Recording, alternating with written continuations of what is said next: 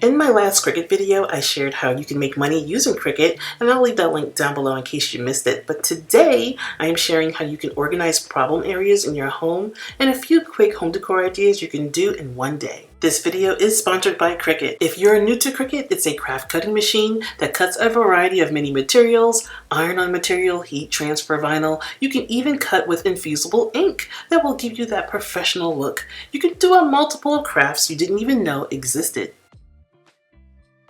First, I googled utensils and went under images to find a set of utensils.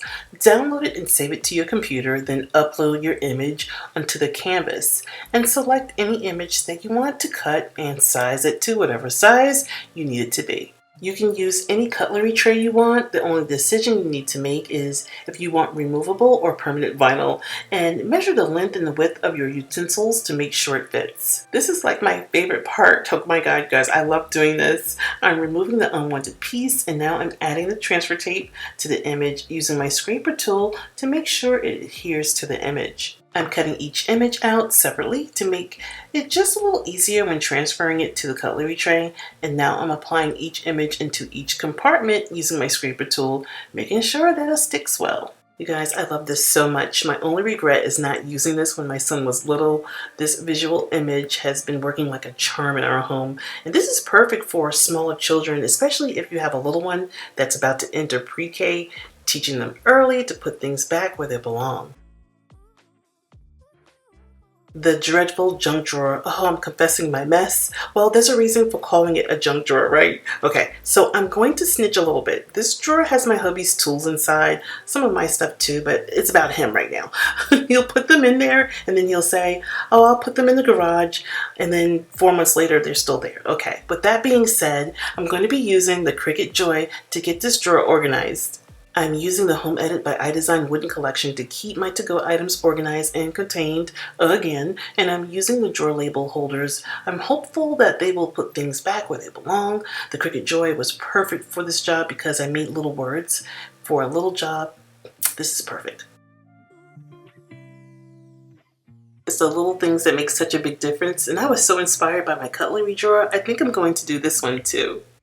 Hand-painted wooden spoons are such a thoughtful gift for the cooks in your life, and they look pretty in your kitchen. This is the perfect project for beginners using your Cricut Joy. Create your design or font in Design Space, and I've chosen some fall inspiration for fall. You can get wooden spoons from any home goods store or any craft store on the cheap. I'm measuring the upper part of the handle to put my wording so it can fit perfectly. I'm using gold permanent vinyl because it looks so pretty against the blue color that I've chosen, but you can use any color that you wish. After the paint has dried, I place my transfer tape on the lettering, and now I'm placing it on the handle using my scraper tool to work it in really good, and here's how it came out. I should have let the paint dry a little longer because some of it lifted. Lesson learned. There's plenty of tutorials on how you can make a custom doormat here on YouTube and Pinterest. And I'm going to share how I made my very first customized doormat using my Cricut Maker 3. Now you can head over to Cricut Design Space and create your design. It's only fitting that I use Be Our Guest on the canvas. I've uploaded our Be Our Guest sign, and my mat is 18 by 30, and you can get them from Walmart or Target, and it's very affordable. Carefully, I took my stencil and laid it on the mat, centering it, and placed the middles back onto the paper of the design. I'm using black spray paint, and I'm doing light sprays until I could get it totally covered. This is my first time, and I think it turned out great, with the exception of a little overspray. Yikes! Hope you guys enjoyed, and I hope you guys were inspired by today's video, and I'll be sure to leave a link to Cricut's latest smart cutting machine so you can get started being creative. Love you guys, and I want to thank you all for watching.